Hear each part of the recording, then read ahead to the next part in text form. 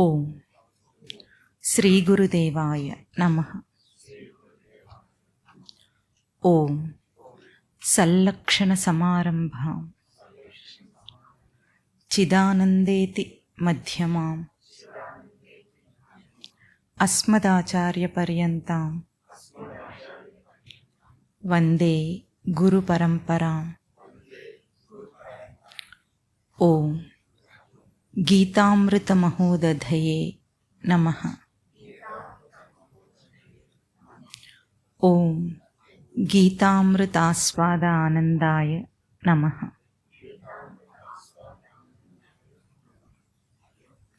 రెండవ అధ్యాయం మొదలు పెడదాం.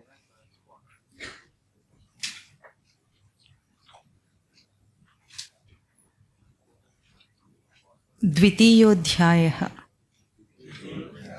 సాంఖ్యయోగః. సంజయ ఉవాచ తం తథా కృపయావిష్టం అశ్రుపూర్ణాకులేక్షణం విషీదంతం ఇదం వాక్యం ఉవాచ మధుసూదనః. శ్రీభగవాన్ ఉవాచ కుతస్త్వా కస్మలమిదం విషమే సముపస్థితం అనార్యజుష్టం అస్వర్గ్యం అకీర్తికరం అర్జున. క్లైబ్యం మాస్మగమః పార్థ నైతత్వై ఉపపద్యతే క్షుద్రం హృదయ దౌర్బల్యం త్యక్తోత్తిష్ఠ పరంతప.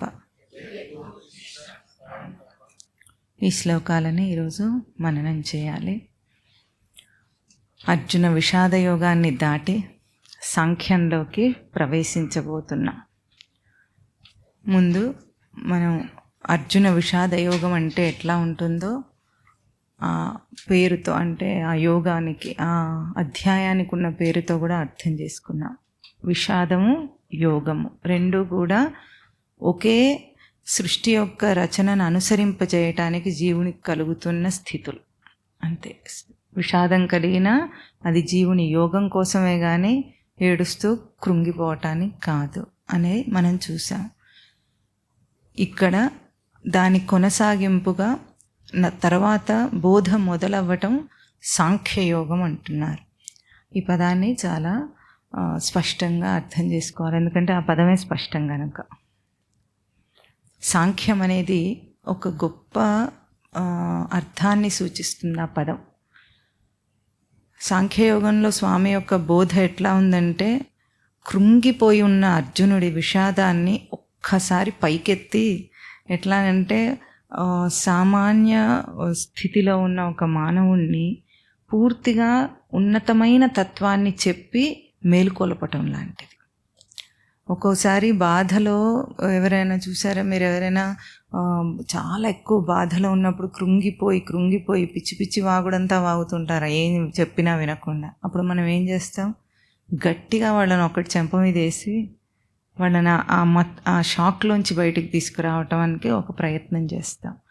అటువంటిది ఇక్కడ బోధ ద్వారా చెంప మీద వేయటం అంటే కొట్టడం అని కాదు. అక్కడ అర్థం ఏమిటి? ఉన్న సత్యాన్ని ఎత్తి చూపించటం. ఆ ఎత్తి చూపించేటప్పటికీ ఒక్కసారి మనిషి తానున్న డెస్పాండెన్సీ అంటాం, ఆ విషాదం నుండి బయటికి వచ్చేస్తాడు. ఇది బోధలోని తీరు అన్నమాట. అంటే ఎప్పుడైనా మనం కష్టంలో ఉన్నవాడికి ఏం చెప్పాలి అంటే స్పష్టమైన సత్యాన్ని చెప్పాలి, ఉన్నది ఉన్నట్టు సత్యాన్ని చెప్పాలి. అప్పుడే వాడు బయటికి వస్తాడు.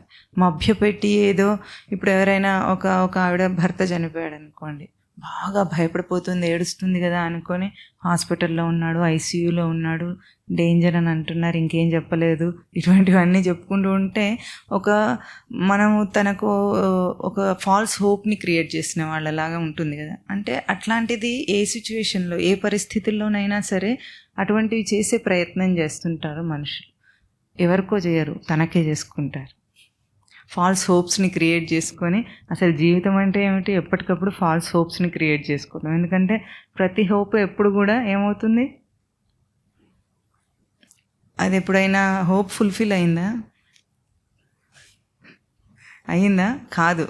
అది ఫుల్ఫిల్ కాకుండా జీవితం నేర్పిస్తూ ఉంటుందన్నమాట. ఇటువంటివి ఈ జీవితంలో కావు, పూర్తి అవ్వవు, నువ్వు అనుకున్న నీ లక్ష్యాన్ని నువ్వు చేరుకోలేవు. లక్ష్యం అంటే మనం సిచ్యువేషన్తో చూడొద్దు. అక్కడ లక్ష్యం సిచ్యువేషనల్గా తీరచ్చు, అంటే ఆ పరిస్థితులు సమకూరొచ్చు, కానీ మనకున్న ఏది కావాలో ఇన్నర్ సాటిస్ఫాక్షన్ మనం అంటాం, అటువంటిదైతే అక్కడ ఏం రాదు, అది పోతుంది. అయినా మళ్ళీ మనకు మనమే ఒక ఫాల్స్ హోప్ని ఇచ్చుకొని ఏం చేస్తాం, ముందుకెడతాం, ఇంకొకటి అనుకొని.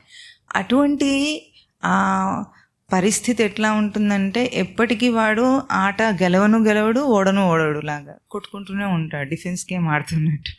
అట్లా కాకుండా జీవితం ఎట్లా ఉండాలి, బోధ అనేది ఎప్పుడు ఎట్లా ఉంటుందంటే, విషాదాన్ని పొందినప్పుడు దాని నుండి బయటికి రావాలంటే స్పష్టమైన సత్యం తనకు ఎరుకలోకి రావాలి. అది ప్రయత్నం. ఇక్కడ స్వామి యొక్క ప్రయత్నం కాదు, స్వామి యొక్క తీరు మనం అర్థం చేసుకోవాలి. మనకు కూడా అటువంటిదే అవసరం అని. సాంఖ్య పదానికి అర్థం ఏమిటంటే, సంఖ్య పదం నుండి సాంఖ్యం. సమభావేన, సమ అంటే సమ్ అంటారు, అక్కడ పుల్లొస్తుంది. సం ఖ్యాయతే ఇది సంఖ్య, తస్యాహ భావ సాంఖ్యం. సమ్ అంటే సంస్కృతంలో సమభావం అని అర్థం. సమభావం అంటే ఏమిటి, సమభావంతో ఖ్యాయతే అంటే బాగా స్పష్టంగా చెప్పబడింది, ఎలుసిడేటెడ్ ఎక్స్ప్రెషన్ అనుకోండి. అట్లా చెప్పబడింది ఏదో అది సంఖ్య, అటువంటి భావం సాంఖ్యం. సమభావం అనే పదము వేదాంతంలో బాగా వినిపిస్తుంది, కానీ దానికి అందరూ ఏమేమో అర్థాలు చెప్పుకుంటారు. సమానత్వం అంటే ఈక్వాలిటీ లాగా చెప్పుకునే అర్థం, కానీ అస్సలు దానికి అటువంటి అర్థం లేదు ఆ సమాన పదానికి. సమత్వం అంటే ఏమిటంటే, సృష్టి ఒక రచనాంశంతో నడుస్తూ ఉంది, ఎవ్వరు కూడా దాని గడువు తప్పి ప్రవర్తించడానికి వీల్లేదు. దానికి తగినట్లుగా సమన్వయమై జీవుడు తన పోకడను తీసుకెడితే సృష్టికి సమన్వయమై అది ఎట్లా ఉంటుందంటే, చక్కగా సింథసిస్ అంటాం కదా మనము, కలిసిపోతుంది, సింథసైజ్ అయినట్టుగా కలిసిపోయినట్లుగా ఉంటుంది సృష్టి రచనకు తన పోకడకు. అట్లా కలిసిపోయి ప్రవర్తించే జీవుడి అంశాన్ని సాంఖ్యం అంటారు. అట్లా ఉంది, చెప్పబడింది, అట్లా స్పష్టంగా చెప్పబడింది, అది సాంఖ్యం. అంటే ఉన్న రచనకు వికలం కాకుండా, సమపదానికి అవైకల్య అని ధాతు, అంటే వికలం కాకుండా చెదరగొట్టకుండా ఉన్నది ఉన్నట్లుగా అని అర్థం, స్పష్టం. అది మీకు అర్థం కావాలంటే సంఖ్య పదం మనకు అర్థమవుతుంది కదా. సంఖ్య అంటే తెలుగులో అంకెలు, ఇంగ్లీష్లో నెంబర్స్. సంఖ్య అన్నప్పుడు మనము ఇప్పుడు సంఖ్య ఎట్లా చెప్తామంటే దాని వాల్యూ అంటాం. 9 అంటే 9, 9 9లు 81, 9 9లు 81 అంటే 81 అర్థం, కానీ 80.9999 ఏదైనా తీసుకుంటే దానికి వాల్యూ సరిపోతుందా? పోనీ 81 ఎందుకు 81,000 తీసుకుందాము అంటే సరిపోతుందా? సరిపోదు. ఏమైంది ఇప్పుడు కొంచెం ఎక్కువ ఇస్తే? మన చేతిలో పనే కదా నెంబర్స్ రాయటం, అని రాస్తే దాని వాల్యూ సరిపోదు. అంటే దాని విలువ 81 అంటే 81 అంతే. దానికి ఎక్కువైనా, కొద్దిగా ఎక్కువైనా, కొద్దిగా తక్కువైనా అది సమం కాదు, అంటే స్పష్టత అని అర్థం అనమాట. ఇది సంఖ్య అన్న పదం దానికి అందుకొచ్చింది, దాని వాల్యూ అంతే ఉంటుంది. నువ్వెంతన్నాను ఎక్కువ ఇవ్వడానికి లేదు, తక్కువ చేయటానికి లేదు. అట్లాగే సంఖ్య పదం, సాంఖ్యం అనే పదం కూడా అట్లాగే. నువ్వేమన్నా అను, సృష్టికి రచనకు నువ్వు సమన్వయం కావాలి. ఎందుకు? నువ్వు సృష్టి అంశం కాబట్టి, సృష్టి రచనలో నువ్వు ఒక అంశం కాబట్టి సమన్వయం కావాలి. నేనెందుకు అవుతాను అంటే అనడానికి లేదు. నువ్వు ఎక్కడి నుండి వచ్చావు? నువ్వు సృష్టిలో ఉన్నావు, సృష్టిలో ఇమడాలి. ఇమడాలంటే ఎట్లా రచింపబడిందో దాని డిజైన్ అర్థం చేసుకోవాలి. ఎట్లా అర్థం చేసుకుంటానంటే ఆ పరికరాలన్నీ నీకు ఇచ్చింది సృష్టి, ఆ పరికరాలన్నీ నీకు ఇచ్చింది, దాన్ని అరేంజ్ చేసుకుంటే నీకు సమన్వయం వచ్చేస్తుంది. ఒకప్పుడు ఒక అన్వేషి ఉన్నాడట. అన్వేషి అంటే ఏదో వెతుకుతున్నవాడు. అట్లా ఊర్లుగా తిరుగుతూ ఉండేవాడట. అట్లా ఒక అతను ఒక ఊరు చివరిలో ఒక ముసలాయన చెట్టు కింద కూర్చున్న ఆయన ఇట్లా ఏదో అన్వేషిస్తున్న ఊర్లన్నీ తిరుగుతున్నాం కదా, ఈ ఊరి చివరిలో ఒక బావి ఉంది, ఆ బావి మాట్లాడే బావి అని చెప్పాట. ఆ బావి దగ్గరికి వెళ్ళు, నువ్వేది అడిగితే ఆ సమాధానం చెప్తుంది. కానీ అది అందరికీ సమాధానం చెప్పదు, మనసు స్వచ్ఛంగా ఉన్న వాళ్ళకి మాత్రమే సమాధానం చెప్తుంది అని చెప్పాట. వీడు ఇట్లా చెప్పినప్పుడు ఇంకెక్కువ జిజ్ఞాస ఉంటుంది కదా తెలుసుకోవాలని. వెళ్ళాడు, వెతుక్కుంటూ వెళ్ళాడు. ఊరి చివరిలో ఒక బావి కూడా దొరికిందట. దొరికితే అది వెళ్ళి అక్కడికి వెళ్ళి జీవితం అంటే ఏమిటి అని గట్టిగా అరిచాట. ఏం సమాధానం రాలేదు. అట్లా మళ్ళీ ఒకసారి అరిచాడు, కానీ ఎక్కువ వస్తుంది, ప్రతిధ్వని వస్తుంది కదా, బావి లోపల మొహం పెట్టి అరిస్తే అట్లాగే ప్రతిధ్వని వస్తుంది, కానీ ఏం సమాధానం రావట్లేదట. పొద్దున్నుండి అడుగుతూనే ఉన్నాడు, రాత్రి అయిపోయింది, ఇంకా విసుగు రాలేదు. ఏమి ఇంకా కొంచెం కూడా విసుక్కోకుండా అట్లాగే కూర్చొని అడుగుతూనే ఉన్నట్ట. 3 రోజులు గడిచిపోయిందట. ఏమి చెలించలేదు, విసుగు రాలేదు, ఏం కాలేదు వాడికి. ఇంకా అడుగుతూనే ఉన్నాడు. అడుగుతూనే ఉంటే బావికే ఇంకా వీడు పోడా ఇంకా అని విసుగొచ్చిందట. వచ్చి ఒక సమాధానం చెప్పిందట. ఇంకా వీడు పోయేటట్టు లేడు, ఏదో ఒక సమాధానం చెప్పాలని. ఏమిటంటే ఈ ఊర్లో నువ్వు ఊర్లోకి ప్రవేశిస్తూ ఉండగానే 3 దుకాణాలు ఉంటాయి, ఆ 3 చూసొచ్చి ఏం చూసొచ్చావో నాకు చెప్పమని అడిగిందట. వీడు వెళ్ళేటప్పటికి ఏం చూశాడు, ఒక ఇనుప ముక్కలతో పనిచేసుకుంటున్న ఒక షాప్, ఎవరో ఇనుప వస్తువులతో పనిచేసుకుంటున్నారు. ఇంకొక దుకాణంలో ఏముంది, వైర్లు తీగలు వాటితో పనిచేసుకునేవాడు ఒకడు కనిపించాడట. వీడికి ఏం అర్థం కాలేదు, ఇందులో ఏముంది, అంత గ్రహింపదగిన విషయం ఏముందో ఏం కనిపించట్లేదు. ఆ తర్వాత ఇంకొక చెక్క ముక్కలతో పనిచేసుకునే వడ్రంగి దుకాణం, అది ఒకటి కనిపించింది. ఈ 3 కనిపించింది. వీడికి ఏమీ వాటిలో కుదరలేదు, అంటే ఏమీ కనెక్షన్ నాకు కనిపించలేదు, ఏం మెసేజ్ కూడా రాలేదు, అర్థం చేసుకోవడానికి ఏం అర్థం కాలేదు. అర్థం కాక ఇప్పుడు కోపం వచ్చిందట బావి మీద, ఇదేదో పిచ్చి సమాధానం చెప్పి నన్ను పంపించింది అని. మళ్ళీ బావి దగ్గరికి వెళ్ళి ఇట్లా ఈ 3 చూశాను అని చెప్పిందట. చెప్పి వదిలేస్తే అరిచాడట, నేను 3 రోజులు నీ దగ్గర ఉండి జీవితం అంటే ఏమిటని ఒక ప్రశ్న అడిగితే ఇలాంటిది ఏదో సమాధానం చెప్పి నన్ను తప్పుదారి పట్టించావంటే, నేను తప్పుదారి పట్టించలేదు, ఇది సరే, నేను ఒక సూచన చేశాను, ఆ సూచనను అర్థం చేసుకుంటే నీకు అర్థమవుతుంది, సూచన చేయటం దాకానే నా పని, కానీ దాని తర్వాత నా పని కాదు అని చెప్పిందట. ఇంకేం చేస్తాడు, అట్లాగే వెళ్ళిపోతున్నాడు. అన్వేషి కదా, అట్లా తిరుగుతూనే ఉన్నాడు. తిరుగుతూ ఉంటే కొంత దూరం ఎక్కడికో వెళ్ళిపోయిన తర్వాత ఒక చెట్టు కింద ఒక వ్యక్తి కూర్చొని సితార్ వాయిస్తూ కనిపించాట. సితార్ వాయిస్తూ ఉంటే ఆ సంగీతం చాలా బాగుంది, ఆహ్లాదకరంగానే. అతను కూడా అక్కడే కూర్చొని వింటూ ఉన్నాడు. ఆ వ్యక్తిని చూస్తూనే ఉన్నాడు అట్లా. అప్పుడు అకస్మాత్తుగా వీడికి వెలుగులాగా ఒక తెలిసిందట. ఏం విషయం తెలిసింది, నాకేదో తెలిసిపోయినంతగా ఎగిరి గంతేశాడట. ఎందుకు ఎగిరి గంతేశాడంటే ఆ సితార్ చూస్తే ఇప్పుడు వీడికి అర్థమైందనమాట. అక్కడ చూసిన 3 షాపుల్లో ఏమున్నాయి, ఒకటేమో ఇనుప ముక్కలు, చెక్క ముక్కలు, తీగలు, ఈ 3 కలిపి అరేంజ్ చేస్తే ఏమైంది, అప్పుడు సితార్ అయింది. అక్కడ ఈ 3 ఉన్నాయి కానీ సితార్ మాత్రం లేదు కదా, నేరుగా సితార్ లేదు. అంటే కావలసినవన్నీ ఈ జీవితంలో ఉంటాయి, అక్కడే మన కళ్ళ ముందే ఉంటాయి. వాటిని అమర్చుకునే తెలివితేటలు మనకుంటే అదొక అర్థవంతమైన జీవితంలాగా ఉంటుంది. అట్లాగే జీవుడికి ఏం కావాలి అంటే అన్ని నీకు ఇచ్చింది సృష్టి, వాటిని అమర్చి వాడుకోవటం నీకు రావాలి.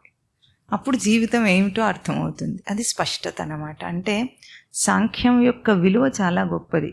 సంస్కృత పదాల్లో కూడా స్వామివారు చెప్తారు, ప్రతి పదం కూడా సాంఖ్యం అంటారు. అంటే ఇట్ ఈస్ వెల్ డిఫైన్డ్, నిర్వచనం చేయబడింది. నిర్వచనం అంటే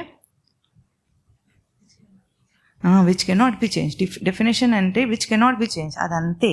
అట్లా డిఫైన్ చేయబడినవి సంస్కృత పదాలన్నీ. అయినా దాన్ని పాడు చేసుకున్నారు, అది వేరే విషయం. కానీ సంస్కృతాన్ని తప్పుదారి పట్టించినంత ఇంకా దేన్ని పట్టించలేదు లోకంలో. అట్లాంటి అర్థాలన్నీ వచ్చినాయి లోకంలో, వ్యావహారిక అర్థాలు తీసుకొచ్చారంటే ఒక పారమార్థిక విలువతో పరమార్థమును గుర్తించటానికే సంస్కృత భాష వచ్చింది. దేవభాష అంటారు కదా, దేవభాష అంటే ఏమిటంటే ఒక ప్రవర్తనలో స్పష్టత తీసుకురావటానికి జీవుడికి అనుభవంలో మాత్రమే తెలుసుకోగలిగిన దాన్ని భాషలో చెప్పడానికి సాహసం చేసింది సంస్కృత భాష. అంటే తన ఆత్మానుభూతి ఆ అనుభవము అనుభవైక వేద్యమే, అది అవాంగ్మానస గోచరం. అంటే వాక్కుకు మనసుకు అందని నిజానికి చెప్పలేరు, దాన్ని ఎప్పటికీ చెప్పలేరు మాటల్లో. అయినా అటువంటి దాన్ని అందించడానికి ఒక సంస్కృత భాష ప్రయోగం చేస్తే దాన్ని వ్యవహారం కోసం వచ్చిన భాషలాగా అన్నిట్లో ఇప్పుడు అన్ని సంస్కృత పదాలకు లౌకికార్థం చెప్పేస్తే అదంతా పాడైపోతుంది. దాన్ని పరమార్థం కోసం వాడాలి. ఇప్పుడు అందుకే మన శాస్త్రం అంతా సంస్కృతంలో ఉంటుంది. ఇక్కడ మనం వ్యవహారంలో సంస్కృత పదాలకు చెప్పే పదాలు తీసుకెళ్ళి దాన్ని డీకోడ్ చేయాలనుకుంటే మనకేం అర్థం కాదు శాస్త్రం. అందుకు సాంఖ్యం అంటారు ప్రతి పదాన్ని కూడా. అట్లాగే మనిషి కూడా సాంఖ్యస్వరూపుడు. మనిషి ఎట్లా సాంఖ్యస్వరూపుడు? వాడు స్పష్టంగానే ప్రవర్తించగలడు అంతే. ఇష్టం వచ్చినట్టు విచ్చలవిడిగా ప్రవర్తించడానికి వాడికి అక్కడ ఏమంటారంటే అసలు అవకాశమే లేదు దాటి ప్రవర్తించడానికి. వాడు అనుకుంటాడు స్వేచ్ఛగా నేను బ్రతుకుతున్నాను, నన్ను ఎవరు అడిగేవారు లేరు, కట్టేవాళ్ళు లేదు, అది లేదు, నువ్వేం చేయట్లేదు, నువ్వు సృష్టి రచనకి ఒగ్గి ప్రవర్తిస్తున్నావు. కానీ తెలుసుకోనందువల్ల చేస్తున్నదైతే అట్లాగే జరుగుతున్నదేమో సృష్టికి వ్యతిరేకంగా ఏం జరగటం లేదు. ఇక్కడ ఎవరు ఎంత ప్రవర్తించినా మళ్ళీ అట్లాగే వస్తుంది. చూడండి, ఉదాహరణకి రాక్షసుల క్యారెక్టర్స్ మనం చూసినప్పుడు చాలా బాగా అర్థమవుతుంది. ఎంతో వెల్ డిజైన్డ్గా వాళ్ళ చావును వాళ్ళే ప్లాన్ చేసుకుంటారు ప్రతి ఒక్కరు, అందరు తపస్సులు చేసి. మరి ఎందుకు? చక్కగా నారాయణుడి చేతిలో చచ్చిపోవడానికి అన్నట్టుగా డిజైన్ చేసుకుంటారు. నారాయణుడే చేసినా అంత స్పష్టంగా చేయడేమో. వీళ్ళు నారాయణుని వ్యతిరేకిస్తున్నాను అనుకొని ఆయన అవతారానికి అనుకూలంగా వీళ్ళు డిజైన్ చేసుకొని ఉంటారు.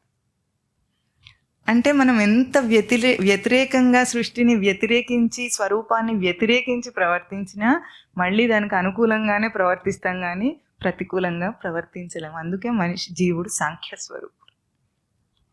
సాంఖ్యం అంటే యోగం పదము ఎంత అర్థమో సాంఖ్యమునకు కూడా అంతే అర్థం. సాంఖ్య యోగం మొత్తం భగవద్గీత అంతా కూడా అన్ని యోగాలుగా చెప్పబడినాయి. అన్ని అధ్యాయాల్లో కూడా భక్తి, జ్ఞాన, ధ్యాన అన్ని యోగాలు కూడా ఆ యోగ పదమునకు ఎంత అర్థం ఉందో ఆయా అధ్యాయమునకు చెప్పిన పదము ఏదైతే పేరు చెప్పారో అది కూడా అంతే అర్థం.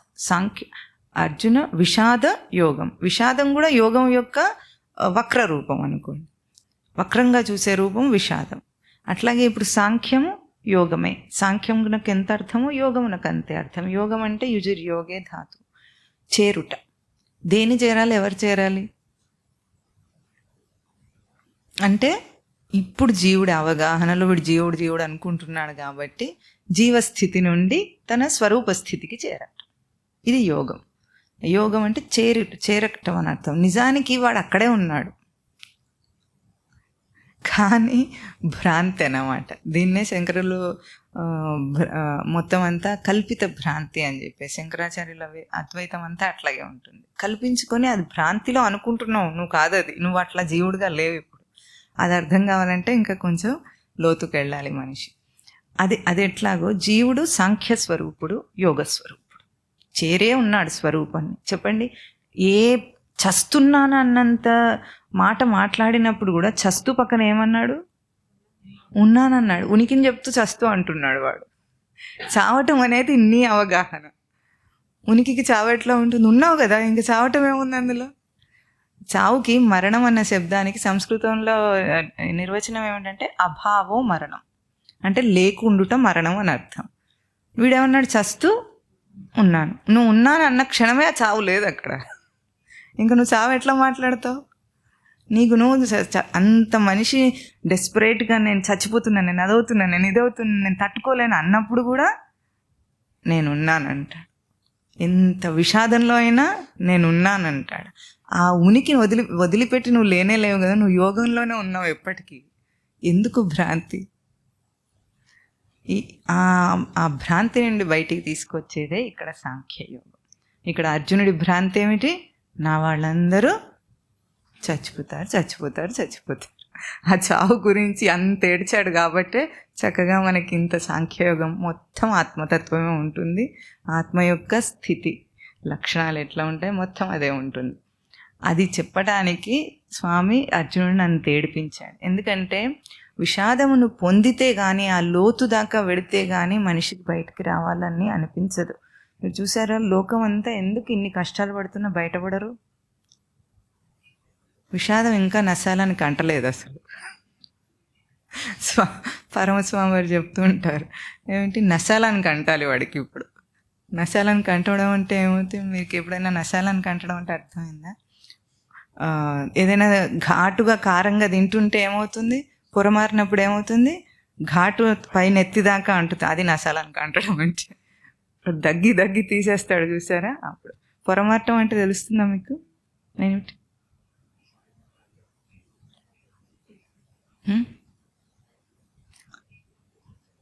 మన గొంతులో 2 పైపులు ఉంటాయి, ఒకటి తినడానికి ఒకటి మాట్లాడడానికి.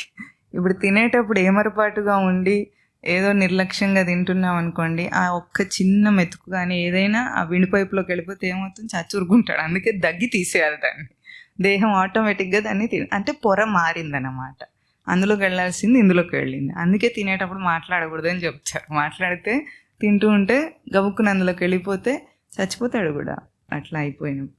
అదనమాట. అప్పుడు నశాలానికి అంటుతుంది చూసారా? ఆ ఘాటు అట్లా జీవితంలో కష్టాలు నశాలానికి అంటిన వాడు ఏం చేస్తాడు? దాని నుండి బయటికి రావాలని ప్రయత్నం చేస్తాడు. అప్పుడు ఒకసారి ఇట్లాగే రామకృష్ణ పరమహంస దగ్గరికి ఎవరు వెళ్తారు.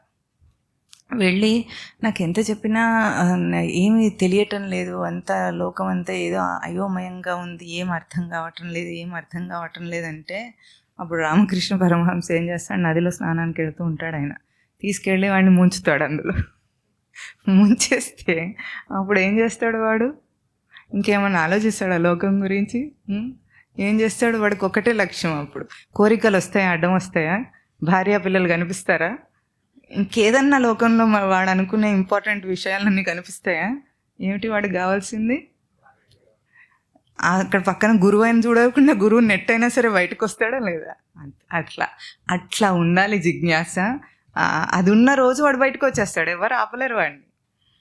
పక్కన ఉన్నవాడు ఎవడైనా సరే, ఎంత బలవంతుడైనా వాడిని తన్నైనా వీడు బయటికి లేవాలని ఎట్లా ప్రయత్నం చేస్తాడో, సంసారం అంత నశాలానికి అంటిన వాడు బయటకు వచ్చేస్తాడు. వాడికి ఏం కనిపించవు మళ్ళీ. నేను చాలా అనుకుంటానండి చేయాలని, కానీ నాకు ఎన్నో అసలు రెస్పాన్సిబిలిటీస్ ఉన్నాయి, మాకు ఇవన్నీ ఎట్లా మేనేజ్ చేయాలో అర్థం కావటం లేదు. అర్థం అయినట్టే ఉంటుంది మీరు చెప్పినప్పుడు అంతా, కానీ ఎట్లా అతిక్రమించాలో దాటాలో తెలియటం లేదు. ఇలాంటివన్నీ చెప్తారా? మీకు ఎవరివి మీరు పర్సనల్గా తెలుస్తుంది. మా లాంటి వాళ్ళకి అందరూ వచ్చి అదే చెప్తుంటారు. అక్కడేమో ఒకరికి తెలియదు ఏమంటే అందరూ అదే చెప్తున్నారని వాళ్ళకి తెలియటం లేదు. అక్కడ సిచ్యువేషన్ ఏదో వేరే చూపిస్తారు. ఒకరికి తల్లిదండ్రుల రెస్పాన్సిబిలిటీ ఉంటే, ఒకరికి పిల్లలది ఉంటుంది, ఒకరికి ఆఫీస్ది ఉంటుంది, ఏదో ఒకటి ఉంటుంది. అదేమన్నా గొప్పతనమా? అందరికి ఉంటాయి. అవి ఉంటాయని కదా చెప్తుంది, ప్రవచనాల్లో చెప్పేదే అది కదా. ఇవన్నీ నిజం కాదు, ఇవన్నీ ఒక పార్ట్ ఆఫ్ ది లైఫ్. ఇదే లైఫ్ అనుకోండి, దీనికే స్పెండ్ చేస్తుంటాడు మొత్తం. లైఫ్ అంటే అది కాదు కదా. జీవితం అంటే ఏమిటి? జీవించటం. ఇందులో జీవం ఎక్కడుంది? ఏ సందర్భానికి ఆ సందర్భాన్ని దాటేసుకుంటూ పోతున్నాడు. జీవం ఎక్కడుంది అక్కడ? జీవించటం అంటే జీవించి ఉండాలి. ఇప్పుడు నేను ఇదిగోండి దీంతో ఉద్యోగంతో జీవిస్తున్నాను. ఎక్కడ జీవిస్తున్నా? మళ్ళీ కాసేపు అయితే ఆపేస్తావు కదా. మళ్ళీ కాదండి తల్లిగా జీవిస్తున్నాను. ఎక్కడ జీవిస్తున్నావు? కాసేపు అయితే వదిలేస్తావు కదా. అన్నీ జీవిస్తున్నాను అని అన్నిటిని వదిలేస్తుంటాడు వీడు. అది కూడా అర్థం కాదు. అంటే వీటన్నిటినీ అనుకొని అడ్డు పెట్టుకొని ఏవైనా సరే అవన్నీ మన ఊహలే కానీ కల్పితం అంతా. ఆ కల్పితానికి ఇక్కడ స్వామి అర్జునుడిని తిట్టబోయే తిట్టు మీకు అర్థమవుతుంది. అప్పుడు అక్కడే చెప్పుకుందాం. ఇంకా ఇప్పుడు సాంఖ్యయోగం మొదలయ్యేది ఎట్లాగూ సంజయ ఉవాచ. సంజయుడు చెప్తున్నాడు ఇక్కడ, తం తథా కృపయావిష్టం అశ్రుపూర్ణాకులేక్షణం విషీదంతం. ఎవరు? తం, వాణిని గురించి. ఎవడది? అర్జునుడు.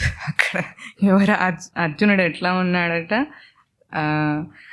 అట్లా తథా కృపయావిష్టం, దయచేత దీనభావం చేత ఆవిష్టం, చుట్టబడిన వాడై, విషీదంతం, బాధలో కష్టంలో మునిగిపోయి, అశ్రుపూర్ణాకులేక్షణం, నీళ్లు నిండిన కళ్ళతో ఉన్న అర్జునుడి గురించి ఇదం వాక్యం ఉవాచ మధుసూదన. ఇదం వాక్యం ఉవాచ, మధుసూదనుడు ఈ మాటను చెప్తున్నాడు సంజయుడు.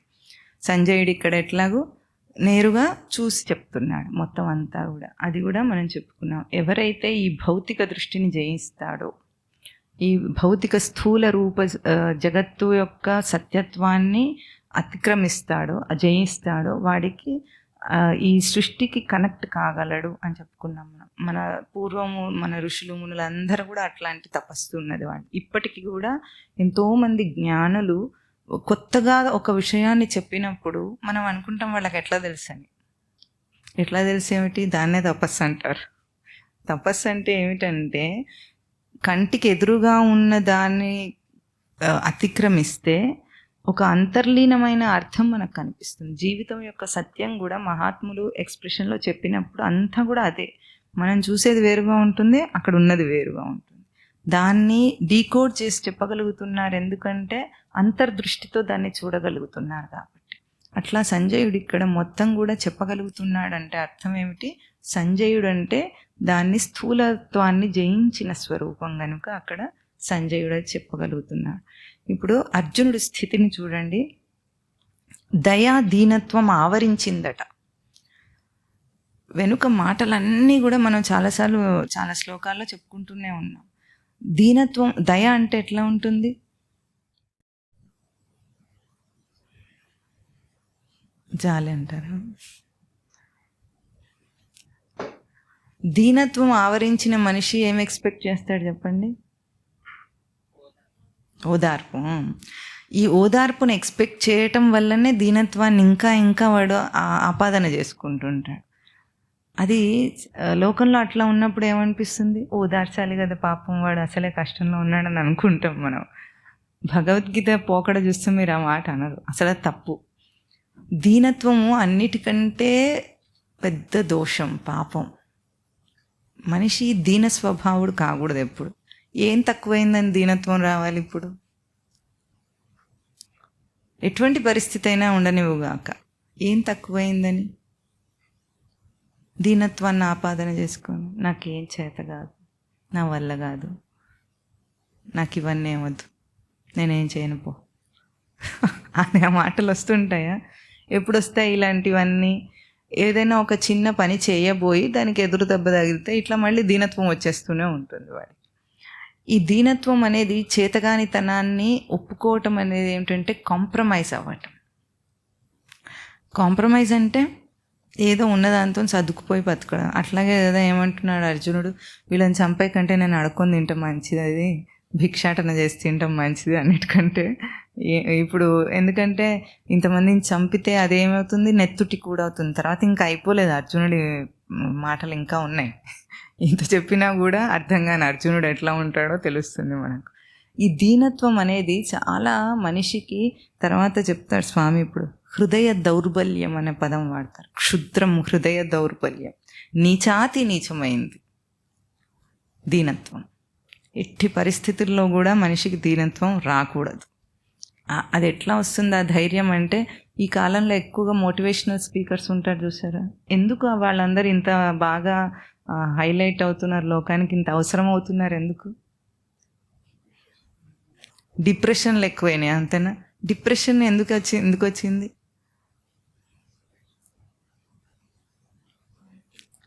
అసలు ఇక్కడ కష్టాలు ఉండవు, ఏముండవు, డిప్రెషన్ మాత్రం ఉంటుంది. ఎందుకు ఉంటుందో వీడికి తెలియదు. అది లోకంలో ఒక రకమైన సానుభూతిని పొందటానికి చేస్తున్న ఒక యాక్ట్ అది. అసలు అక్కడ ఏమీ లేదు, వీడికి కోల్పోయింది. ఈ కాలం పిల్లలకు వచ్చే డిప్రెషన్ వచ్చే పిల్లలకు మాత్రం ఏం తక్కువ కాదు. నిజంగా కష్టాలు ఉన్నవాడు ఎవరికన్నా వస్తే అది వేరే సంగతి. కానీ ఇప్పుడు పిల్లలు ఎవరైతే యంగ్స్టర్స్ కానీ అడాలసెన్స్ ఏజ్లో ఉన్నవాళ్ళు కానీ చాలా డిప్రెషన్కి ఎందుకు గురవుతున్నారంటే, వాళ్ళు వాళ్ళ యొక్క బ్రెయిన్ పొటెన్సీని వాడుకోలేకపోతున్నారు పిల్లలు. ఎందుకంటే అంత ఆటోమేటెడ్ జీవితం వాళ్ళది. మొత్తం అంతా ఇంట్లో అంత అరేంజ్డ్ వసతి ఉంటుంది. వాడు అసలు ఏది కష్టపడి చేయడు. ఇంకా టాస్క్లు, టార్గెట్లు ఏవైతే గేమ్స్ ఉంటాయో అన్నీ దీంట్లో వాడు సొంతగా ఆడడేది, అన్ని గేమ్లో ఆడుతుంటాడు. అంటే వాడు పొటెన్సీని వాడు యూజ్ చేయడు. పొటెన్సీని యూజ్ చేయకపోయేటప్పటికి డిప్రెషన్ వస్తుంది మనిషికి. ఎందుకంటే వాడు హైలీ పొటెంట్ కదా, మనిషి అనేవాడు హైలీ పొటెంట్. వాడికి ఎంతో శక్తి, సామర్థ్యాన్ని, వాడి పేరే సామర్థ్యం. మళ్ళీ వచ్చేసారి మనం శ్రీ భగవాన్ వాచ మొదలైనప్పుడు అసలు భగవాన్ శబ్దానికి అర్థం ఏమిటో చెప్పుకుందాం. అంత సమర్థతను వాడు దాన్ని ఎక్కడ పెట్టలేకపోతున్నాడు అనమాట, ఆచరణలోకి తీసుకురాలేకపోతున్నాడు. అప్లికేషన్లో లేదు అది, ఎక్కడ జీవితంలో ఎక్కడ పెట్టట్లేదు వాడు. ఆ కారణంగా డిప్రెషన్ వస్తుంది మనుషులకు. ముందు కనీసము ఇంట్లో ఆడవాళ్ళు వాళ్ళు ఏం పనికిరారని అనుకునేవాళ్ళు చూసారా, వాళ్ళు కూడా ఎంత క్రియేటివ్గా ఇంటిని నడిపించేవాళ్ళు. ఆ క్రియేటివ్నెస్ బయటికి రావాలి. మనిషిలో ఉన్న సమర్థత ఒకటి ఉంది. ఆ సమర్థత ఏమిటంటే, బయట విషయాల్లో సమర్థత మనం చూసి పోల్చుకోవడానికి చెప్పుకుంటాం, కానీ ఆ సమర్థత ఏమిటంటే సృష్టికి అన్వయంగా తాను బ్రతుకుతున్న జీవిస్తున్న ఒక ఫీలింగ్ రావాలి. ఆ జీవం లేదు ఈరోజు మనుషుల లోపల. జీవం ఎప్పుడు లేదో వాడు ఆఫ్టర్ ఆల్ జీవుడు, వాడి పేరే జీవుడు. అంటే జీవుడు అంటే జీవించేవాడు. ఆ జీవమే లేనప్పుడు డిప్రెషన్ వస్తుంది మనిషికి. అది అన్నిటికంటే నీచమైన స్థితి మనిషికి. ఎన్ని రోగాలైనా ఎదుర్కోవచ్చు, కానీ ఈ డిప్రెషన్లు వీటిని ఎదుర్కోవడం కష్టం మనుషులకి. అది దాన్ని తీసేయడం చాలా అవసరం మనిషికి. ఎట్లా తీసేస్తారు? దానికి ఆధ్యాత్మిక బోధే సరైన మార్గం. ఎందుకంటే ఆధ్యాత్మికంలో వచ్చే అంత ధైర్యము, శక్తి ఇంకెక్కడ రావు. ఎంత బోల్డ్గా అవుతాడంటే మనిషి, జ్ఞాని మాట్లాడే మాటలకు వాగ్వివృతాః తస్య వేదాః అంటారు. ఒక జ్ఞాని మాట్లాడితే వేదాలు సర్దుకోవాలట. అంత ధైర్యం వస్తుంది. సృష్టినే శాసించగలిగేంత ధైర్యం వస్తుంది.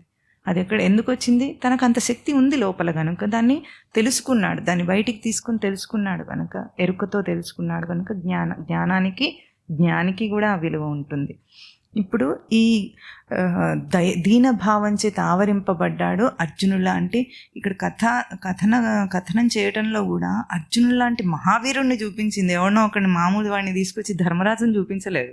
ధర్మరాజు మేమే అని మాట్లాడతాడు, శాంతి మాటలు. ఆయనను చూపించలేదు.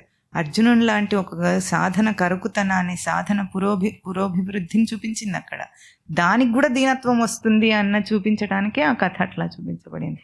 దయచేత ఆవరింపబడి ఉన్నాడట. విషీదంతం, ఇంకా దుఃఖిస్తున్నవాడు, విషాదంలో మునిగిపోయినవాడు అని అర్థం. విషీదంతం అశ్రుపూర్ణాకులేక్షణం. మనిషి ఏడ్చే అంత పని ఎప్పుడు వస్తుందండి? ఆడవాళ్ళకంటే కొంచెం తొందరగా వస్తుంది, కానీ మగవాళ్ళు ఏడవటం కష్టం కదా. మగవాళ్ళు కూడా ఏడుస్తున్నాడు. అందులో మహావీరుడు అటువంటి వాడు కళ్ళల్లో నీళ్ళు వచ్చే అంత కష్టం వచ్చింది ఇప్పుడు అర్జునుడికి. ఆ స్థితిని చూపిస్తున్నారు. ఎందుకు వచ్చింది? కేవలము తనను తాను మమకారంలో కట్టేసుకున్నందువల్ల. కేవలం అంతే. అర్జునుడికి వచ్చింది మమకారపు రోగం. అక్కడ మాయ, అది మమకారపు మాయ అని. అంత మహావీరుణ్ణి ఏడ్చే స్థితికి తీసుకొస్తుంది. అక్కడ జరిగింది ఏమైనా ఉందా? ఎవడన్నా ఎదుర్కొని ఓడిపోయాడా అర్జునుడు? ఏం జరగలేదు అసలు, ఇంకా ఎదుర్కొనే లేదు. కేవలం నా అనుకున్నంత మాత్రం చేతనే. అంటే వేదాంతంలో ఎప్పుడు చెప్పేది ఏమిటంటే, రెండే శత్రువులు, ఒకటి నేను, ఒకటి నాది. నేను అనేదేమో, ఆ నేను అంటే సచ్చిదానంద స్వరూపమైన నేను కాదు. ఇది నేను అనే అహంకారంతో తనను తాను గుర్తించుకునే, ఇండివిజువలైజ్ చేసుకొని గుర్తించుకునే నేను, అహంత అంటారు. ఇంకొకటి ఆ నేనుని ఏ లెవెల్లో గుర్తిస్తాడో ఆ లెవెల్లోనే మమత. శారీరకంగా తనను గుర్తించిన వెంటనే అహంకారం వస్తుంది. దానికి సంబంధించిన అన్నిటిని గురించిన ఒక మమకారం. ఆ మమకారం ఎంత బలహీనతను తీసుకొస్తుందో మనిషి, ఇక్కడ అర్జునుడి స్థితిని చెప్తున్నారు. కళ్ళల్లో నీళ్ళు వచ్చేసినాయి అంటే, మనిషికి కంటి నీరు ఒక మంచి సూచన ఏమిటో తెలుసా మీకు? సంతోషం వచ్చినా కళ్ళల్లో నీళ్ళు వస్తాయి, బాధ వచ్చినా కళ్ళల్లో నీళ్ళు వస్తాయి. ఎందుకు వస్తాయి?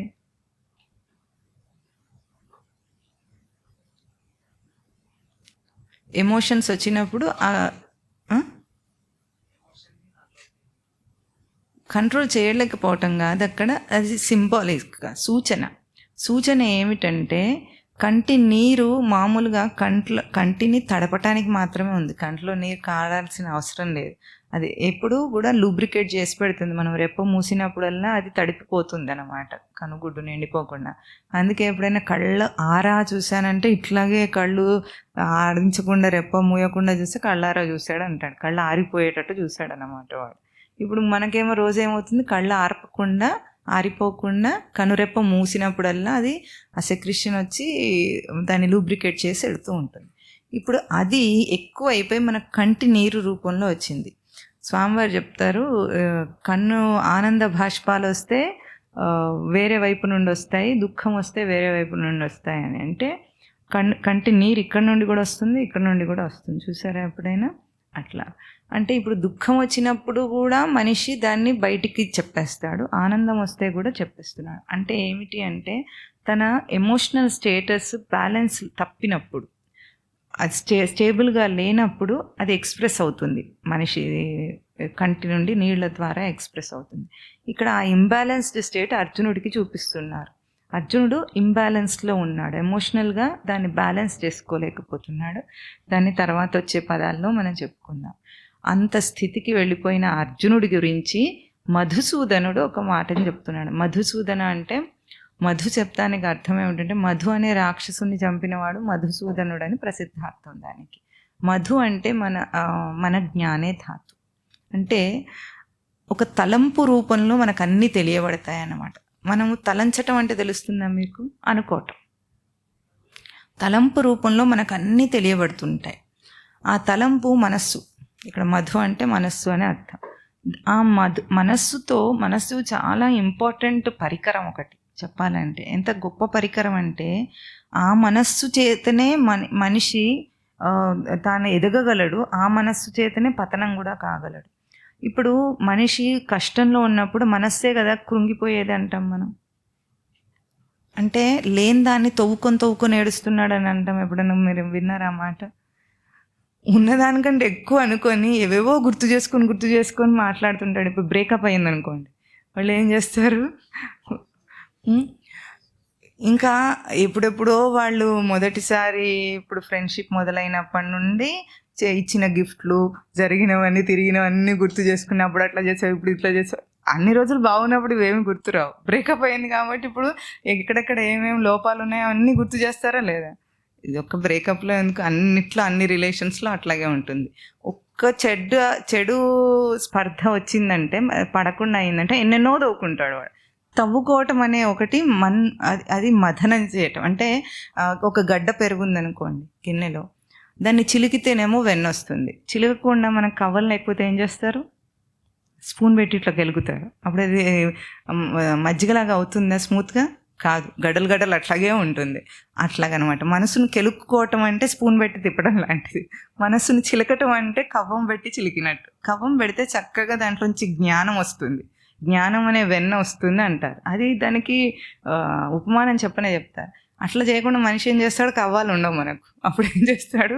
స్పూన్ పెట్టి కెలుక్కుంటూ ఉంటాడు. అదేమో గడ్డలుగానే ఉంటుంది. నువ్వు ఎంతసేపు నాకు కెలుకు దాన్ని. పోనీ స్పూన్ ఇట్లా అనడానికి వస్తుందా? అది కూడా రాదు. ఏం చేయలేడు వాడు. అది కెలుక్కోవటం అన్నమాట.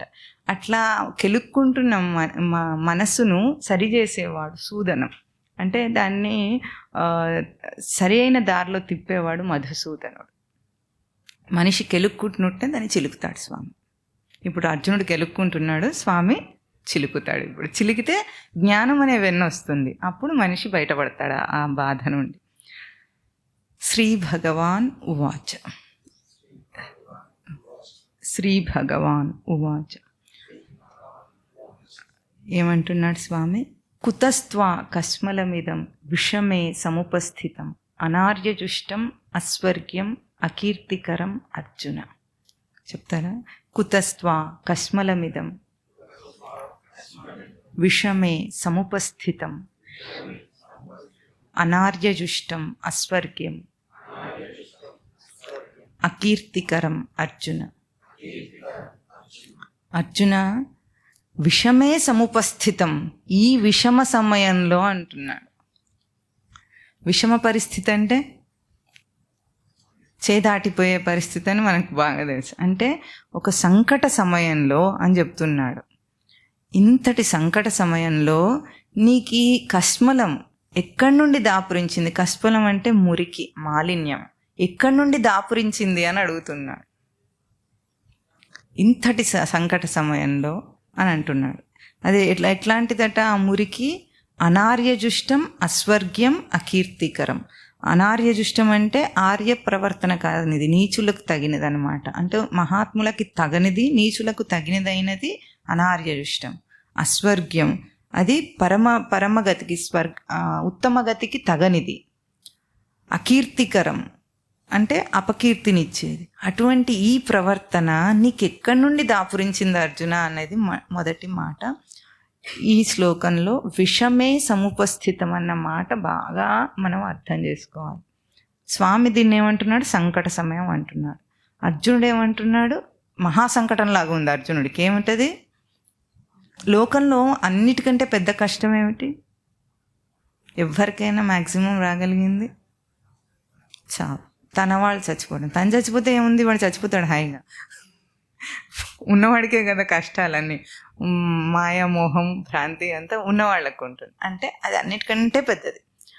కుటుంబంలో ఎవడో ఒక్కడు చచ్చిపోతేనే కష్టం అంటున్నాం మనం. ఇప్పుడు అక్కడ ఏమిటి పరిస్థితి అర్జునుడిది? ఉన్న వాళ్ళందరూ చచ్చిపోతారు, మొత్తం అందరూ. ఇది వీడు వాడని లేకుండా అటువైపు వాళ్ళు ఇటువైపు వాళ్ళు అందరూ చచ్చిపోతారు అనేది సంకట సమయమా కాదా?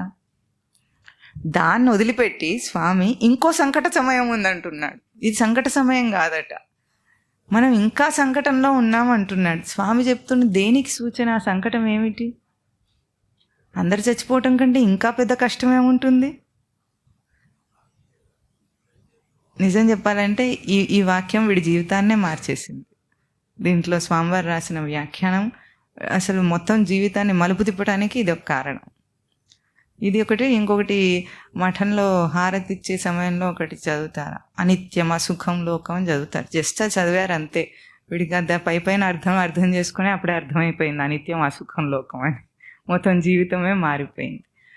ఈ విషమ పరిస్థితిలో మనం అనుకుంటాము, ఇప్పుడు ఎవరైనా వచ్చి ఇట్లా తత్వం ఏదైనా బోధ చేస్తుంటే ఎవరైనా చచ్చిపోయినప్పుడు మనం చెప్తాం చావు పుట్టుకలు మన చేతిలో లేవంటే. పోండి, ఇలాంటి మాటలన్నీ చెప్పకండి, మీకు అసలే కష్టంలో ఉండి చేస్తుంటే మీరు వచ్చి ఏదేదో చెప్తున్నారు అనిపిస్తుందా లేదా? అట్లాగే అంటారా లేదా? ఈ కాలం పిల్లలు ఎక్కువగా అంటారు, అసలు వినే ఓపిక కూడా ఉండదు వాళ్ళకి. ఇలాంటి మాటలు ఏదో సోది చెప్తున్నారు అనుకుంటారు వాళ్ళు.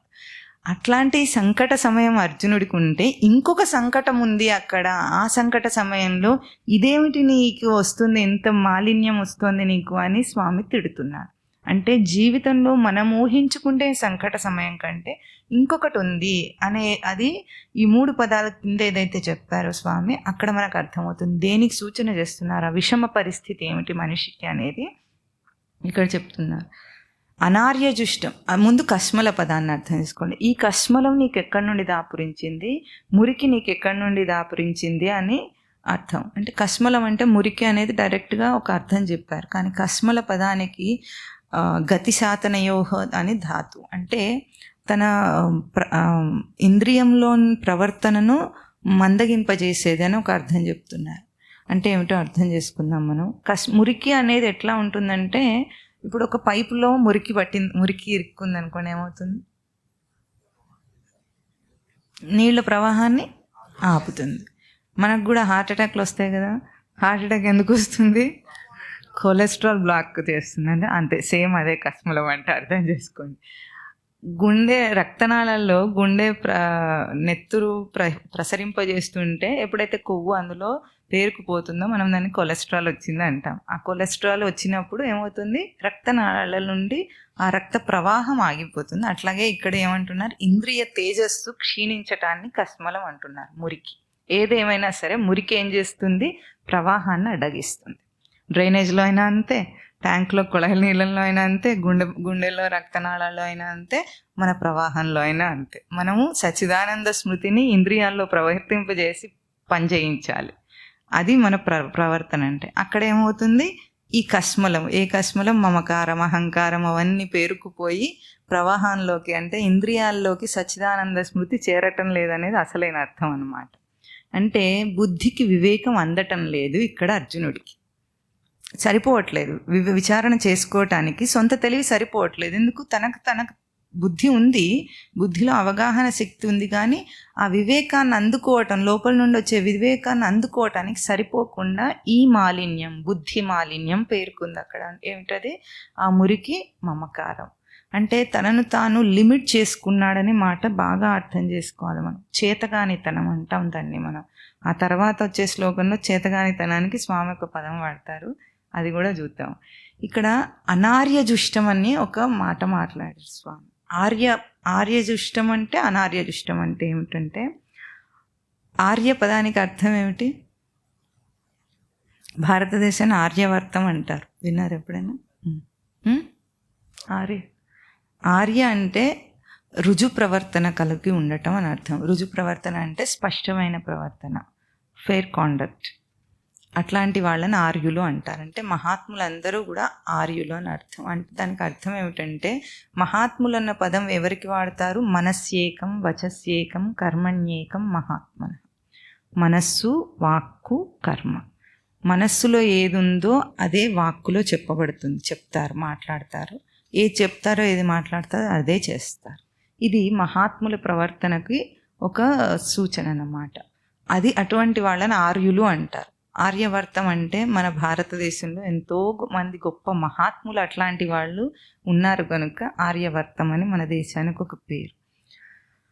ఇక్కడ అటువంటిది కాదు నీ ప్రవర్తన, అనార్యజుష్టం అని తిడుతున్నాడు. అంటే నీ స్పష్టత లేదు నీ ప్రవర్తనలో అని తిడుతున్నాడు స్వామి. ఎందుకంటే మనస్సు, వాక్కు, కర్మ ఒకటిగా లేవు అర్జునుడికి. మనస్సులో నిజానికి రాజ్యాకాంక్ష పోలేదు అర్జునుడికి, ఉంది.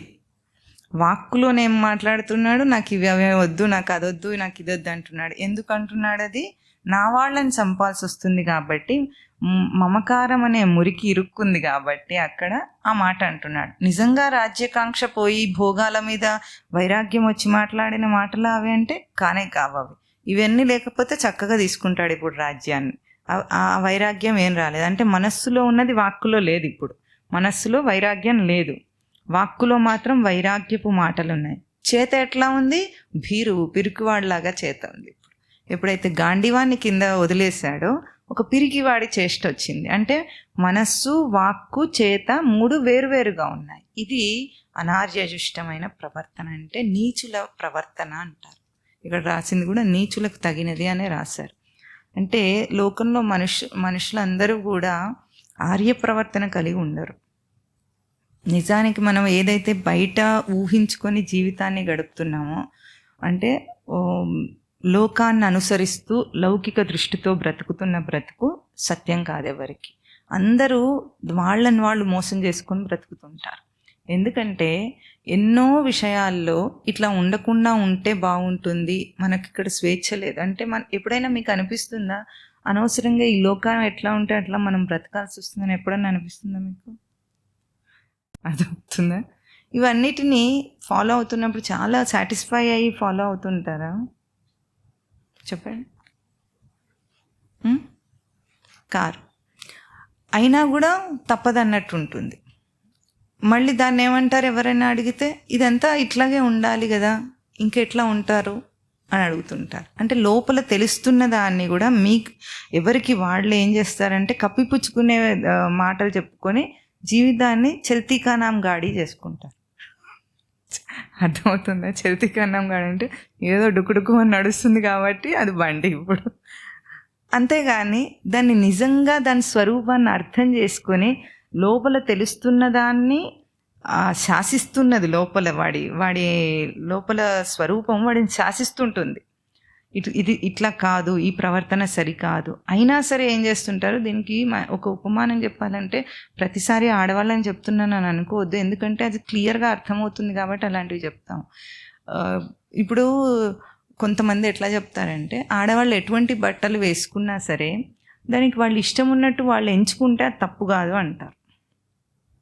ఓకే, ఒప్పుకుందాం. వాళ్ళు ఇష్టం ఉన్నట్టు వాళ్ళు సొంతగా ఎంచుకుంటే అది తప్పు కాదు, వీడు కూడా చెప్తున్నాడు. నిజానికి వాళ్ళు ఎంచుకునేవన్నీ సొంతగా ఎంచుకుంటున్నారా? అది ఎవరో ఒక ఫ్యాషన్ డిజైనర్ చేసిన దాన్ని వాళ్ళు ఫాలో అవుతున్నారా? చెప్తారా? వాళ్ళు సొంతగా తెలివి ఉండి వీళ్ళే కనుక ఏదైనా డిజైన్ చేసుకుంటే ఓకే అనొచ్చు, కానీ అట్లా చేయటం లేదు కదా వాళ్ళు. ఇప్పుడు ఒక సనాతన సంప్రదాయ పద్ధతిలో ఉండే వస్త్రధారణను వాళ్ళు ఏమంటారు? ఇదంతా మీరు ఇంపోజ్ చేస్తున్నారు మా మీద, మా ఇష్టం వచ్చినట్టు. మీ ఇష్టం వచ్చినట్టు మీరు ఉండటం లేదు, ఇంకొక దాన్ని ఫాలో అవుతున్నారు. అది కూడా ఫాలోయింగే కదా, గుడి ఫాలోయింగే కదా అది కూడా. ఇప్పుడు చూడండి, ఉదాహరణకు చెప్పాలంటే బ్లౌజులు వేసుకుంటారు కదా చీరలు కట్టుకున్నప్పుడు. ఒకప్పుడు స్లీవ్ ఇక్కడ దాకా ఉంటుంది ఫ్యాషన్, ఒకప్పుడు ఇక్కడ దాకా ఉంటుంది, ఆ తర్వాత ఇక్కడ దాకా ఉంటుంది, కొన్నాళ్ళు ఇక్కడ దాకా ఉంటుంది, మళ్ళీ ఇక్కడ దాకా వస్తుంది. అది ఇక్కడ దాకా వచ్చినప్పుడు ఇక్కడ దాకా వేసుకుంటారు, ఇక్కడ దాకా వచ్చినప్పుడు ఇక్కడ దాకా వేసుకుంటారు, లేకపోతే కట్ చేసుకుంటారు, మళ్ళీ ఇక్కడికి వేసుకుంటారా లేదా?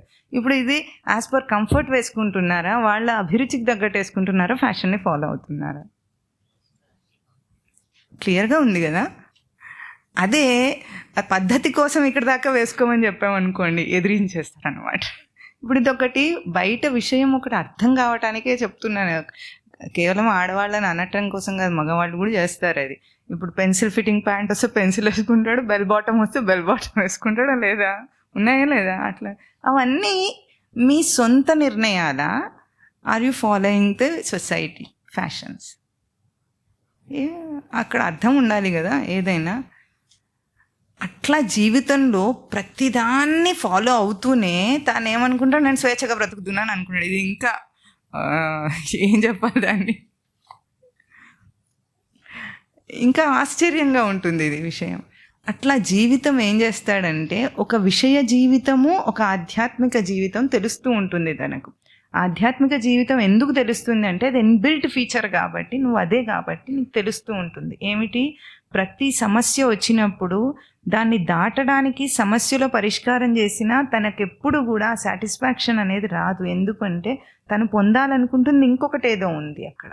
ఆ ఇంకొకటి ఏదో ప్రతి దాంట్లోనూ వదిలిపోతుంది, తను పొందలేకపోతున్నాడు. అది పొందటం కోసం మనిషి ప్రయత్నం చేయాలి. అది వదిలేసి బయట విషయాలనే మాట్లాడుతుంటే ఇంకా అంటే ఏమిటంటే, ఒక ప్రవర్తనలో తనను తాను పోగొట్టుకోవటం అనేది సంకటం, అపాయకరమైన విషయం. తన స్వరూపాన్ని పోగొట్టుకొని విషయ జీవితాన్ని ఒప్పుకుంటాడు మనిషి. అది సంకటం, స్వామి చెప్తున్న సంకటం. ఇప్పుడు అర్జునుడు తను ఒక పాండవ లక్షణాన్ని పోగొట్టుకొని కౌరవాన్ని అనుసరిస్తున్నాడు. కౌరవులు చచ్చిపోతారని ఏడుస్తున్నది సంకట సమయం కాదు. ఇక్కడ సంకట సమయం ఏమిటి? విషమే అన్న శబ్దానికి అర్థం కూడా షీ బంధనే ధాతు. బంధంలో ఇరుక్కుంటున్నాడు అర్జునుడు. విషమ పరిస్థితి అంటే ఇరుక్కునే పరిస్థితి అని అర్థం. ఇరుక్కుపోతాడు మనిషి అని అంటాం కదా మనము. ఆ ఇరుక్కుపోవటం అనేది ఇప్పుడు అర్జునుడికి అయ్యింది. మనం కూడా అందరం ఇరుక్కుంటాం, ఎక్కడో అక్కడ స్టక్ అయిపోతున్నాం. మనం ఎక్కడ ఇరుక్కున్నాం చూడాలంటే మన జీవితంలో దేనికి ప్రయారిటీని ఇస్తున్నామో అదే చెప్తుంది మనం ఏ స్టేట్లో ఇరుక్కున్నామని. ఎవరి జీవితంలోనైతే తిండి, సెక్స్ కనుక అవి తప్ప రెండు కాక వాటికి ప్రయారిటీ, వాటికి కావాల్సిన ప్రయారిటీ కాక ఇంకేది లేదో వాడు కేవలం ఒక స్థూల జీవితంలో, స్థూల లెవెల్లో ఇరుక్కున్నాడు అన్నమాట. Body conscious, only body conscious. అది పశుత్వానికి దాదాపు ఈక్వల్. అట్లా అన్ని ప్రయారిటీస్ అట్లాగే ఉంటాయి కదా. ఇప్పుడు దేహం మీదనే భ్రాంతి ఎంతసేపు, అది తప్ప ఇంకొక దృష్టి ఉండదు వాడికి. అన్ని ఫ్యాషన్స్ని ఫాలో అవ్వటం. ఇప్పుడు సనాతన ధర్మాన్ని ఆచరించడానికి ఫ్యాషన్ను వదిలేయటమే కదా కావాలి. చెప్పండి, స్ట్రైట్గా అక్కడ అదే కదా. వదిలేయగలుగుతున్నారా జనాలు? ఎందుకు చేయలేరు? ఎందుకు చేయలేరంటే దేహం మీద అంత భ్రాంతి ఉందని కనీసం అదన్నా తెలియాలి. అది కూడా తెలియటం లేదు. ఇక్కడ అర్జునుడికి ఇరుక్కున్నానని కూడా తెలియటం లేదు. అదే పరిస్థితి అందరిది కూడా. ఇరుక్కున్నాడు ఒక చోట, ఇరుక్కున్నాడు. ఏదైనా దేనికోసం చేస్తున్నామంటే దేహం కోసమే కదా. మళ్ళీ అంతా తిరిగి చుట్టూ తిరిగి ఎక్కడికి వస్తుంది అది? బట్టలు దేనికోసం, తిండి దేనికోసం, ఇవి కాక ఇంకేం చేస్తున్నాడు? డబ్బు సంపాదన దేనికోసం? దీనికోసమే, దేహానికి సౌఖ్యం ఇవ్వటం కోసమే కదా. అంటే మొత్తం ఈ లెవెల్లోనే ఇరుక్కొని ఉన్నాడు మనిషి. అది దాటితే ఇంటలెక్చువల్ లెవెల్లో ఉంటాడు. ఉంటారు అక్కడ ఎట్లా ఉంటుందంటే, ఒక ఆర్టిస్ట్ ఉన్నాడు అనుకోండి, సంగీతము, కళలు అని ఏవైతే చెప్తా ఉంటాం అవి, కొన్ని సైన్స్, విజ్ఞానపరంగా ఆలోచించటము, ఇవన్నీ వచ్చిన వాడు ఆటోమేటిక్గా మీరు చూడండి వాటికి దేహభ్రాంతి తగ్గుతుంది వాళ్ళకు. ఇప్పుడు ఒక సైంటిస్ట్ ఉన్నాడంటే దేహాన్ని పట్టించుకోకుండా పనిచేస్తాడు పాపం. చేస్తాడా లేదా? తెలివైన ఒక పని చేసేవాడు ఎవరైనా సరే దేహాన్ని, ధ్యాసను వదిలేసి తిండి టైంకి తినకుండా పనిచేస్తున్నాడు అంటాం. అంటే మనమే ఏదైనా ఒక పెద్ద విషయము దాని మీద పనిచేస్తున్నప్పుడు ఎట్లా ఉంటుంది, ఇవన్నీ ధ్యాసలన్నీ తగ్గిపోతాయి. పనిలేనివాడు దీని మీద ధ్యాస ఎక్కువ పెట్టుకొని ఉంటాడు. పనున్నవాడు పట్టించుకోడు అంతగా. కావాల్సిన టైంకి తినేస్తాడు, ఏం తిన్నానో కూడా చూసుకోకుండా కూడా చేసేవాడు. అంటే అది ఇంటలెక్చువల్ లెవెల్కి ఎదగటం. ఇంకా లోపల సెన్సిబుల్గా అవ్వటం ఎట్లా ఉంటుందంటే, ఆ ఇంటలెక్ట్ కూడా బయటి విషయ ప్రయోగం కోసమే చేస్తున్న ఇంటలెక్చువల్ థింకింగా, లేకపోతే లోపల ఒక దాన్ని అందుకోవటానికి వాడుకుంటున్నాడు ఆ ఇంటలెక్ట్ని. లోపల ఒక విజ్ఞానం అందుతోంది, దాన్ని దర్శనం చేయటానికి అందుకుంటున్నాడు. అంటే ఆ లెవెల్కి ఎదగటం అనేది, అంటే ఏ లెవెల్లో మనం ఇరుక్కున్నామో చూసుకోవాలి. ఇది చాలా గొప్ప విషయం. ఎందుకంటే అన్నిటికీ బంధింపబడతాడు. దేహపరంగా ఉన్నప్పుడు కూడా ఇరుక్కుంటాడు. ఇరుక్కున్నవాడు ఎట్లా ఉంటాడంటే, దైహికమైన ఏ విషయాన్ని త్యాగం చేయలేడు, మార్పు తీసుకురాడు వాడు. కానీ అదే పూర్తి వైరాగ్యం అంటాం మనం. వైరాగ్యం వచ్చిన వాడు ఎట్లా ఉంటాడు, అన్నిటినీ త్యాగం చేసేస్తాడు. అసలు దేహపరంగా ఏది ఆలోచించాడు. దేహం యొక్క అందం గురించి కానీ వసతి గురించి కానీ దానికి ఏది ఆలోచించాడు. అంటే దాన్ని పూర్తిగా దాటేస్తాడు అవలీలగా. ఎందుకు? ఇది ఈ ఈ లెవెల్ జీవితం సత్యం కాదని తెలుసుకున్నాడు. ఎందుకు? స్వరూపాన్ని వదిలేయాల్సి వస్తుంది కదా వీటి కోసము. స్వరూప స్థానంలో దాన్ని కూర్చోబెడుతున్నాం మనం. దేహమే నేను అన్నాడంటే, నేను ఏ సచ్చిదానంద స్మృతి ఉందో ఆ స్థానంలో దేహాన్ని పెట్టాడు. ఇప్పుడు ఇంటలెక్టే నా స్వరూపం, తెలివే నా స్వరూపం, లౌకికంగా ఎన్నన్నా సాధిస్తానని అన్నప్పుడు ఏం చేస్తున్నాడు? సచ్చిదానంద స్మృతి అనే నేను ఆ స్థానంలో ఇంటలెక్ట్ని కూర్చోబెడుతున్నాడు. ఆ తెలివితో చేస్తున్నాను అంటున్నాడు. ఏ స్థానంలో ఇరుక్కున్నాడు? అది విషమ సంకట సమయం మనిషికి. అంటే ఏదో ఒకటి స్వరూప స్థానాన్ని ఆక్రమించింది. మనం ఏం మాట్లాడతాము? మనం బయట పరిస్థితులు సంఘటనలు మాట్లాడతాం. అర్జునుడిలాగా. అర్జునుడు ఏమంటున్నాడు? అందరు చచ్చిపోవటం కాదయ్యా అక్కడ సమస్య అంటున్నాడు స్వామి. ఎందుకంటే తర్వాత చెప్పబోయే ఇప్పుడు 11వ శ్లోకం నుండి ఏం మొదలు పెడతాడో దానికి అర్జునుడు ఏడుపుకి ఎట్లా సంబంధం రిలేట్ అవుతుందంటే డైరెక్ట్గా సంబంధం ఉండదు. వీళ్ళందరూ చచ్చిపోతున్నారంటే చావు పుట్టుకలు లేవన్నంత హై లెవెల్కి ఒకసారి లాగేస్తాడు అర్జునుడిని. నీవాడు నావాడు కాదు అక్కడ చచ్చేది, అసలు చావు పుట్టుకలు లేవు సృష్టిలో అనేది మొదటి బోధ అట్లా మొదలవుతుంది. అంటే ఈ ఇష్యూస్తో మనం మాట్లాడేది సత్యం కాదు, మనం దీన్ని దాటాలి. ఎందుకంటే ఆ తర్వాత అస్వర్గ్యం అకీర్తికరం అన్న పదాలు వాడారు. స్వర్గం అంటే ఉన్నతమైన స్థితి, ఉన్నత స్థితికి ఎదగటం స్వర్గం. స్వర్గం అంటే మనం ఏదో అదేంటి అమరావతిని ఊహించుకోవద్దు, ఇంద్రుడు ఉండే అమరావతిని. దానికి కూడా అర్థం ఏమిటంటే అక్కడ ఆనందం తప్ప వేరేది ఉండకుండా ఉంటాడంటే పతనం అవ్వకుండా ఉంటాడని. కానీ ఆ బ్రహ్మ భువనాల్లోకాహ పునరావర్తిన అని తర్వాత శ్లోకాలు వస్తాయి మనకి. మీరు 14 లోకాల్లో ఎక్కడికి వెళ్ళినా మళ్ళీ ఈ మర్త్యలోకంకి వచ్చే జీవుడు తరించాలంటే స్వర్గానికి వెళ్తే సరిపోదట. కానీ ఇక్కడ స్వర్గం అన్న పదానికి అర్థం ఏమిటంటే ఉన్నత గతి.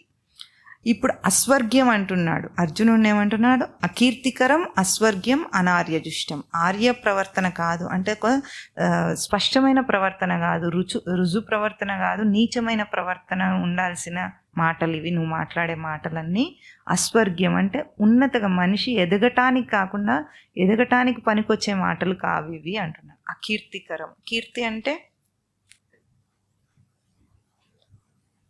మనకేం తెలుసు? కీర్తి అంటే పేరు ప్రతిష్టలు, కీర్తి ప్రతిష్టలు అంటే అంతటా వ్యాపించటం. కీర్తి అంటే అంతటా వ్యాపించటం అంటే అక్కడ పేరు ప్రతిష్టలు అన్న ప్రయోగంలో కాకుండా ఇక్కడ అకీర్తికరం అంటే విశాలత్వం కాదు అని. విశాల భావం కాదు నువ్వు మాట్లాడేది, చాలా సంకుచిత భావాలు నీ మాటలన్నీ అని తిడుతున్నాడు. ఈ 3 పదాలు ఏమిటి? అనార్యజుష్టము, అస్వర్గ్యము, అకీర్తికరము. అంటే ఒక స్పష్టమైన మహాత్ముల లక్షణాలతో ఉండే మాటలు కావి. నువ్వు మనసులో ఒకటి పెట్టుకున్నావు, మాటల్లో ఒకటి ఉంది, చేతల్లో వేరే చూపిస్తున్నావు. అది స్పష్టమైన ప్రవర్తన కాదు అని అర్జునుడికి తేల్చి చెప్తున్నాడు స్వామి. ఎందుకు? అర్జునుడు చాలా గొప్పగా మాట్లాడుతున్నాను అనుకుంటున్నాడు. ఆ తర్వాత వస్తుంది పండితుడు అనుకున్నట్టు మాట్లాడుతున్నావు నువ్వు అని కూడా అంటాడు స్వామి. అట్లా గొప్పగా మాట్లాడి నేను ఎంతో దయతో మానవత్వము అహింసావాదంతో మాట్లాడుతున్నాను, నేను త్యాగ బుద్ధితోనే అడుక్కొని తింటాను, నేను వాళ్ళని చంపను, ఎన్నెన్నో అన్నాడు కదా. అవన్నీ కూడా అస్వర్గ్యం, ఎదిగే వాళ్ళ లక్షణాల మాటలు కావివి. ఎందుకు? అక్కడ చేస్తున్నది దుష్టత్వం మీద. అంటే తనలోని ఒక కుటిలత్వాన్ని చంపుకోవాలి మనిషి. అది హింస అని నేను చంపను అని అంటే దాని అర్థం ఏమిటి? అది అహింసావాదం కాదు, చాలా తప్పది అని చెప్తున్నాడు. అకీర్తికరం ఇంకొకటి ఏమిటి? విశాలత్వం కాదు మనిషికి. అది మనం ఎన్నోసార్లు చెప్పుకున్నాం. పరిమితత్వంతో ఆలోచిస్తున్నాడు అక్కడ అర్జునుడు. విశాలత్వం ఎట్లా ఉంటుంది? అక్కడ ఆ యుద్ధం చేయటం అనేది అది ధర్మం కోసం యుద్ధం అక్కడ ధర్మయుద్ధం. అది ధర్మయుద్ధం అంటే ఏమిటి? ఏది తనకు వివేక లక్షణాలు ఇచ్చారో దాన్ని ధారణ చేయటం అనేది, నిలుపుకోవటం అనేది మనిషికి కర్తవ్యం.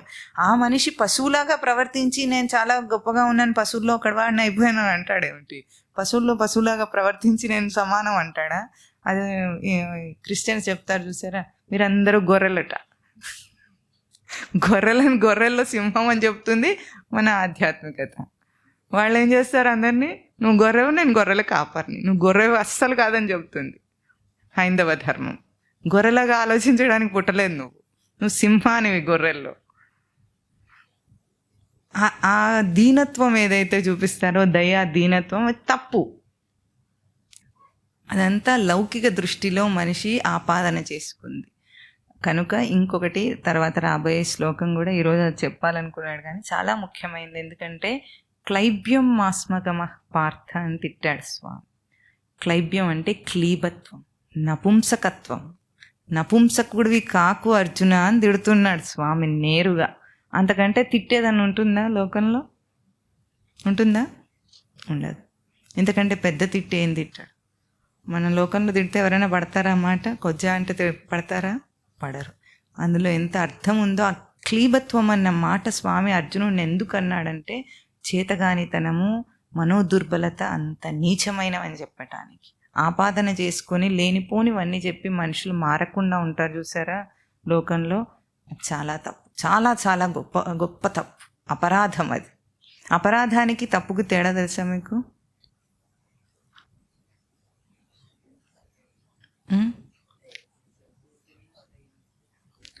తప్పు సరి చేసుకోవటానికి అవకాశం ఉంటుంది, అపరాధానికి అవకాశం ఉంటుంది. అపరాధం అంటే ఏమిటంటే రాధ శబ్దానికి రాధవృద్ధం అని అర్థం. అపరాధం అంటే ఎదగటము, తప్పుగా ఎదిగిపోయాడు అంటే తప్పుడు దారిలో చాలా దూరం వెళ్ళిపోయాడు అని అర్థం.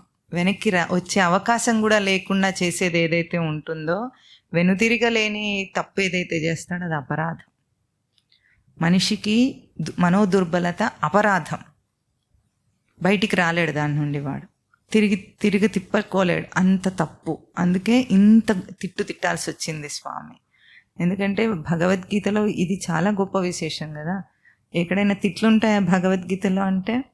ఇదిగో ఇట్లా తిట్టాడా లేదా? ఎన్నోసార్లు తిడతాడు మనుషులందరినీ కూడా. సంస్కృతంలో ఉంటుంది కాబట్టి అర్థం కాదు, అంతేగాని ఇప్పుడు తెలుసుకుంటే, విడమర్చి తెలుసుకుంటే తెలుస్తుంది. ఏ మూఢమతే అని తిడతాడు మన శంకరాచార్యులు. ఏ మూఢమతే అంటే తెలివిలేని వేధవ అని అర్థం. అట్లా సంస్కృతంలో ఉన్న తిట్లు మనకు అర్థం కావు. ఆయన ఎవరో ఇట్లాగే చదివి ఈ భగవద్గీత నేను చదవను, అన్ని తిట్లున్నాయి ఇందులో అన్నట్టు. తిట్లున్నాయంటే ఎందుకు ఉన్నాయి? దాని పక్కన బోధ ఉంది కదా, అది అర్థం చేసుకోకుండా తిట్లున్నాయంటే ఎందుకు తిట్టారు అని అర్థం చేసుకోకపోతే ఎట్లా? అది ఇక్కడ మనం వచ్చే వారం చెప్పుకుందాం. చేతగానితనం అనేది చాలా చెడ్డ విషయం. ఎందుకంటే ఎంతసేపు విన్నాం అయినా నేనేం మారలేదు అంటే ఏమిటి దాని అర్థం? ఆ చేతగానితనానికి అర్థం ఏమిటి? అట్లా చేస్తున్నారని కూడా తెలియదు. ఇంకా పైగా ఏమిటి నేనేం చేయాలి అని అనుకుంటాడు మనిషి అంతా విన్న తర్వాత. చాలామంది ప్రవచనాలన్నీ విన్న తర్వాత ఇప్పుడు ఏం చేయమంటారు అంటారు. ఇప్పుడు ఇంతసేపు చెప్పింది ఏమిటి మరి? ఏం చేయాలని కదా చెప్పింది. ఇప్పుడు ఏం చేయాలంటే సాధన గురించి నెత్తినోరు మొత్తుకొని చెబుతూ ఉంటే అంత అయిపోయిన తర్వాత ఇప్పుడు ఏం చేయాలంటే అంటే వాళ్ళకి ఇంతకీ ఏం చేయాలో కూడా అర్థం కాలేదన్నమాట. అది తప్పు. ఇక్కడ అర్జునుడు కూడా అట్లాగే అయోమయంగా ఉండి చివరికి అర్జునుడు ఒకే ఒక్క మాట, మంచి మాట వచ్చే వారం వస్తుంది. ఆ మాట వల్లనే అర్జునుడు బయటపడ్డాడు. అది కూడా మనమన్నా అంటే ఆ మాట బయటపడతారు మనుషులు. ఇప్పుడు ఇక్కడ అనార్యజుష్టం, అకీర్తికరం, అస్వర్గ్యం, 3 దోషాలను, అర్జునుడు చేస్తున్న దోషాలను నేరుగా ఎత్తి చూపించాడు స్వామి. నువ్వు అనుకుంటున్న ఆవరించిన నీ దీన స్వభావం తప్పు. దీనత్వంలో ఉన్నవాడిని ఎప్పుడు సమర్థించొద్దు. ఖర్చిపోకూడదు వాడికి ఏడుస్తుంటే. ఏం చేస్తారు? ఏడిచింది చాలా వెళ్ళేయాను అంటాడు స్వామి. ఏమంటాడు? క్షుద్రం హృదయ దౌర్బల్యం త్యక్త్వా ఉత్తిష్ట, లే ఇంకా ఏడిచింది అని అంటున్నాడు స్వామి.